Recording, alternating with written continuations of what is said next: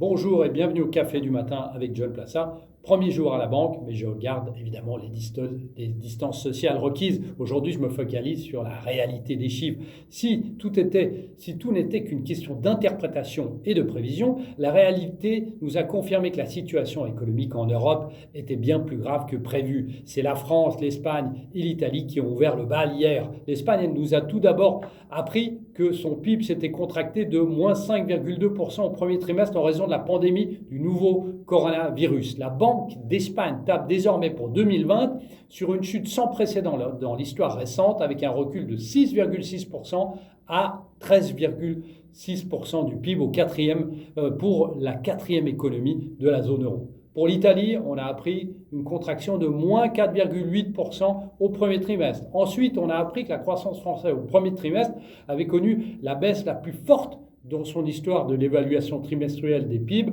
avec un moins 5,8%. Elle dépasse largement le recul du premier trimestre 2009, qui était de moins 1,6%, ou du deuxième trimestre de 1968, à moins 5,3%.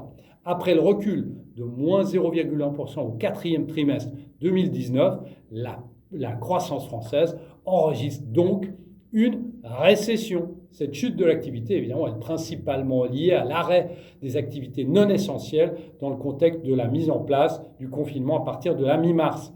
Enfin, le PIB de l'Allemagne, qui sera publié le 15 mai prochain, devrait baisser de moins 6,3% cette année, ce qui représenterait la pire baisse depuis plus de 50 ans. Alors, rassurons-nous, cependant, il n'y a, comme vous le savez, pas un lien direct entre la croissance d'un pays et la performance boursière, puisque l'évolution d'un indice n'est qu'une question et que le fruit d'anticipation.